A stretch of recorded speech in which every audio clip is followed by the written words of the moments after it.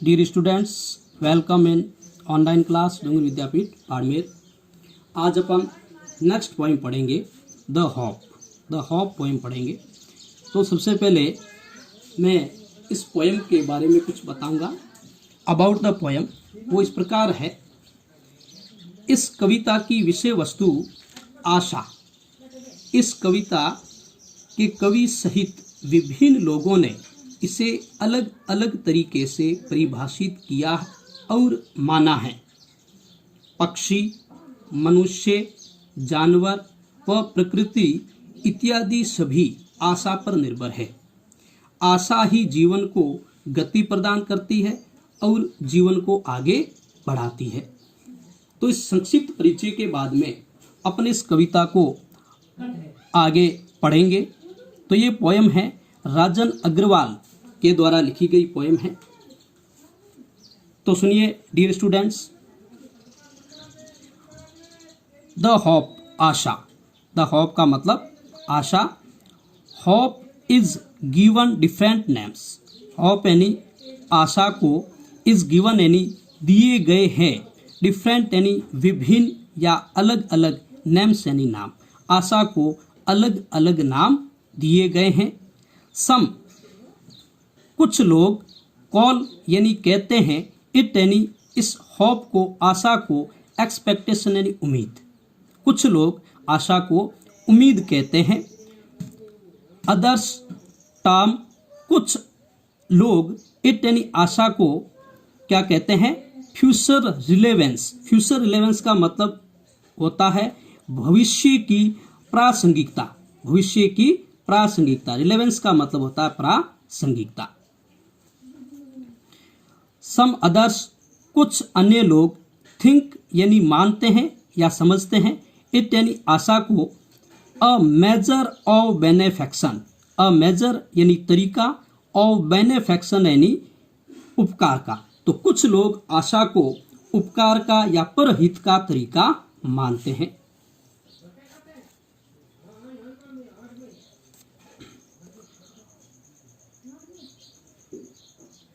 To me, मेरे लिए यानी कवि के लिए, होप यानी आशा, इज यानी है, द क्रिएशन। क्रिएशन का मतलब होता है स्टूडेंट्स सृजन, और साउल यानी आत्मा। तो कवि कहता है कि आशा का मेरे लिए जो अर्थ है वो क्या है, आत्मा का सृजन या आत्मा की रचना। तो इस प्रकार से स्टूडेंट्स ये जो लाइंस अपने पढ़ी है इसमें आशा को अलग अलग नेम दिए गए हैं। तो कुछ लोग इसको उम्मीद कहते हैं, कुछ लोग इसको भविष्य की प्रासंगिकता कहते हैं, कुछ अन्य लोग इसको उपकार या परहित का तरीका मानते हैं या समझते हैं। और कवि कहता है कि मेरे लिए जो आशा है वो एक आत्मा का सृजन है, एक आत्मा की रचना है। नेक्स्ट देखिए, that makes us feel pleasuresome. That यानी जो आशा है वो एक कवि के लिए आत्मा का सृजन है, एक रचना है। दैट जो मैक्स यानी करवाती है, अस यानी हमें, फील यानी अनुभूति, प्लेजर सम यानी आनंद की। यानी कुल मिला के अपन कह सकते हैं कि आशा हमें एक आनंददायक अनुभूति करवाती है। प्लेजर सम का मतलब खुश भी कह सकते हैं, और प्लेजर सम का मतलब होता है आनंददायक अनुभूति करवाती है।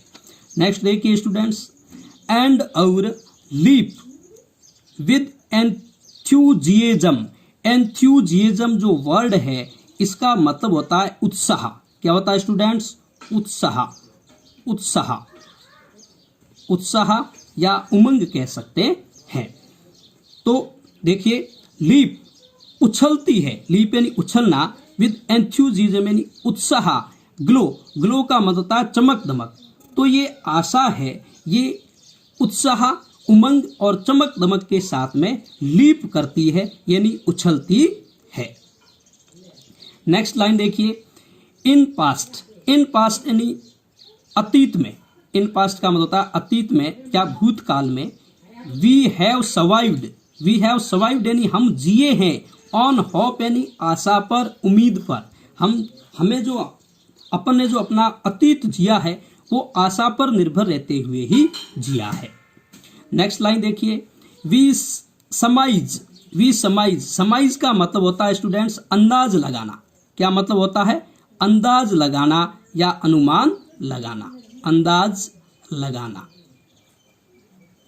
अंदाज लगाना। वी यानी हम, समाइज यानी अंदाज लगाते हैं, और फ्यूचर यानी भविष्य का, हम भविष्य के बारे में अंदाज लगाते हैं, अनुमान लगाते हैं या अटकल लगाते हैं। बिकॉज ऑफ होप, आशा के कारण ही हम जो भी भविष्य में कोई अंदाज लगाते हैं या कोई भविष्यवाणी करते हैं, वो किसके आधार पर करते हैं? वो केवल आशा के आधार पर ही की जाती है।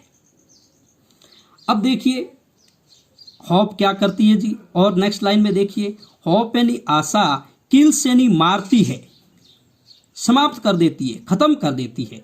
किसको खत्म कर देती है? नेगेटिविटी, नकारात्मकता, इनसाइड यानी अंदर से। तो आशा होती है वो अपने अंदर जो भरी हुई नकारात्मकता होती है उसको समाप्त कर देती है। नेक्स्ट देखिए, एंड और फील्स आस, और हमारे में भर देती है। क्या भर देती है? विद काम, काम यानी शांति, क्वाइट, सौम्य, और ये आशा हमारे में क्या भर देती है? शांति और सौम्य को भर देती है। Hope max the bird fly, hope max bird fly, इसका मतलब होता है दोस्तों, सॉरी स्टूडेंट्स, हाँ, hope max the bird fly, hope यानी आशा ही है जो पक्षियों को, बर्ड फ्लाई यानी पक्षियों को, फ्लाई यानी उड़ने के लिए, और किसके लिए उड़ने के लिए? इन सर्च ऑफ फूड, भोजन की तलाश में, फॉर यंग वंस यानी अपने बच्चों के लिए। तो जो पक्षी होते हैं वह अपने नन्हे नन्हे बच्चे होते हैं, उनकी भोजन की तलाश के लिए जो उड़ते हैं वो होप की वजह से ही उड़ते हैं। एंड और मटेरियल, मटेरियल का मतलब होता है घास फूस, टू बिल्ड बनाने के लिए, देयर होम्स यानी अपने घरों को। तो स्टूडेंट्स देखिए, इस लाइंस का मतलब ये होता है कि ये आशाई है जो पक्षियों को अपने नन्हे नन्हे बच्चों के लिए भोजन दाने की तलाश में और उनके घोंसले बनाने हेतु घास फूस आदि चीजों की तलाश में उड़ाती है या उन्हें उड़ने की प्रेरणा देती है। इट इज द होप, ये आशाई है, दैट जो मैक्स ए बड, ये आशाई है जो क्या करती है? अ बड यानी आशा की वजह से ही, अ बड यानी कली, बड का मतलब होता है कली, कली या कॉम्पल, कली या कॉम्पल। स्टे यानी बनी रहती है, ऑन द ब्रांच यानी शाखा पर, एंड ब्लूम और खिलती है। तो देखिए स्टूडेंट्स, इसका मतलब क्या हुआ? इसका मतलब ये होता है कि यह आशाई है, यह आशाई है जो किसी कली को वृक्ष की शाखा पर बने रहने और फिर फूल के रूप में खिलने के लिए प्रेरित करती है। वृक्ष पतझड़ में इस आशा के साथ में, और फिर क्या होता है? ट्रीज यानी पेड़, लोज यानी गिरा देते हैं, देयर लीव्स यानी अपने पत्तों को, यानी पतझड़ का जब ऋतु आती है उस समय ट्रीज क्या करते हैं? अपने पत्तों को गिरा देते हैं। विद ए होप, इस आशा के साथ में, इस आशा के साथ में अपने पत्तियों को गिरा देते हैं। दैट की वन डे यानी एक दिन, इट विल बी लेडन्ड, यानी ये शाखाएं हैं जो पेड़ों की, ये लेडन्ड यानी लद जाएगी। किसे लद जाएगी? विद ग्रीन ह्यूज यानी हरे भरे रंगों से। यानी कहने का मतलब ये होता है कि पेड़ पौधे होते हैं वो अपनी पत्तियों को इस आशा के साथ में गिरा देती है कि एक दिन वे हरे भरे पत्तों से वापस है जो लद जाएंगे। नेक्स्ट देखिए, होप आशा एनलाइटन्स, एनलाइटन्स यानी प्रकाशित करती है, द लाइफ ग्लूमी थोरोफेयर्स। होप यानी आशा, एनलाइटन्स यानी प्रकाशित कर देती है, लाइफ्स ग्लूमी यानी जीवन के ग्लूमी यानी अंधकारमय, थोरोफेयर्स यानी रास्तों को। तो आशा है वो अपने अंधकार में जो मार्ग होते हैं, रास्ते होते हैं, उसको क्या कर देती है, प्रकाशित कर देती है। एंड और मैक्स अस फील, और हमें अनुभूति करवाती है। और किसका अनुभूति करवाती है, फ्रेशनेस। फ्रेशनेस का मतलब होता है ताजगी, वार्मथ यानी उत्साह और उमंग। और आशा हमें क्या करवाती है, आशा, उमंग और ताजगी का अनुभव करवाती है। Of the days ahead, of the days ahead का मतलब होता है आगे आने वाले दिनों में। आगे आने वाले दिनों में hope, Asha, max life go on. और आगे आने वाले दिनों में जिसकी वजह से हम आगे बढ़ते हैं, hope max life go on, और आशा अपने जीवन को आगे बढ़ाती है, या आशा हमारे जीवन को गति प्रदान करती है।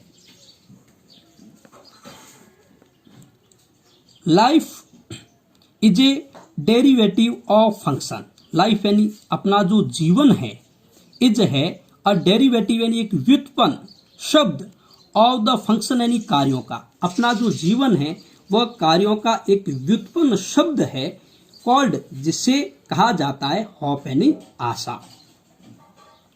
Hope is the prime excellence. Hope यानी आशा, इज यानी है द प्राइम यानी प्रारंभिक, एक्सीलेंस यानी उत्कृष्टता।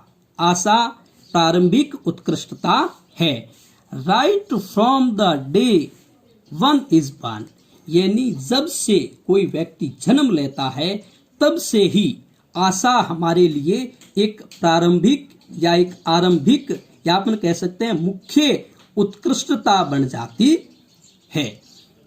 अर्थात अपन ये कह सकते हैं, इस पंक्ति में जो कवि जो कहना चाहता वही कहना चाहता है। कवि कहता है कि जीवन आशा के कारण ही चलता है, ये जीवन को गति प्रदान करती है। जीवन आशा से ही उत्पन्न होता है। आशा आरंभिक उत्कृष्टता है। दूसरे शब्दों में यह आशा एक शानदार प्रारंभ है कि मनुष्य जन्म से ही आशा पर निर्भर होता है। ये पोएम राजन अग्रवाल के द्वारा लिखी गई है। अब अबाउट द पोएम।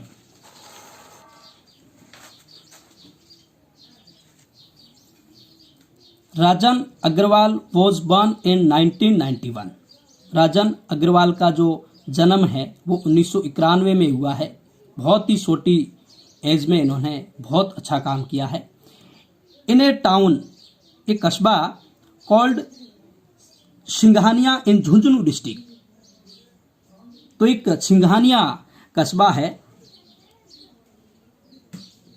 सिंघाना कस्बा है इन झुंझुनू डिस्ट्रिक्ट में, इन राजस्थान में। यानी राजन अग्रवाल का जन्म जो झुंझुनू जिला है उसके सिंघाना कस्बे में हुआ है। He is a budding poet, ये एक नवोदित कवि है। एंड हैज पब्लिश्ड, और इन्होंने प्रकाशित किए हैं अबाउट लगभग 50 पोएम्स, यानी 50 कविताएं इन्होंने इतनी छोटी सी उम्र में लिख दी है। सम ऑफ हिज पोएम्स, उनकी कुछ कविताएं have found place in prestigious Oxford anthologies, और इसकी कुछ कविताएं जो प्रतिष्ठित ऑक्सफोर्ड एंथोलॉजीज है वहां पर भी ये मिलती है। प्रेजेंटली, वर्तमान समय में, ही लिव्स, वह रहते हैं इन उदयपुर, यानी उदयपुर में। हाल ही में वो उदयपुर में रहते हैं।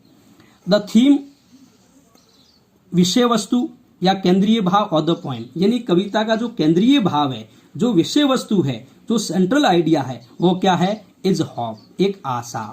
एज डिफाइंड, जिसको परिभाषित किया गया है, एंड कंसिडर्ड, माना गया है, बाय वेरियस पार्टीज, भिन्न भिन्न पार्टीज के द्वारा, इंक्लूडिंग द पोएट, जिसमें कवि भी सम्मिलित है। सम अदर्स, कुछ अन्य लोग, आर वेग्यूज, अस्पष्ट, अनक्लियर, अस्पष्ट, अनसर्टेन, अनिश्चित, इंटरप्रेटर्स वियरेज, हालांकि द पोएट, कवि, इज डेफिनेट, निश्चित है, एंड सर्टेन, सुनिश्चित इंटरप्रेटर ऑफ होप, आशा के इंटरप्रेटर पर। बर्ड्स पक्षी, ह्यूमन मानव, बींग्स यानी लोग, प्राणी मानव, एनिमल्स यानी जानवर, एंड नेचर प्रकृति, डिपेंड्स निर्भर है, अपॉन होप यानी आशा पर।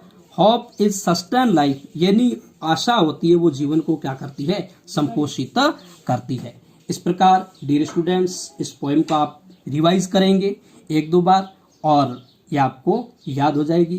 कल अपन इस पोएम के क्वेश्चन और आंसर के बारे में डिस्कस करेंगे और इसमें जो स्पेलिंग और मीनिंग है उसके बारे में भी डिस्कशन करेंगे। Thank you.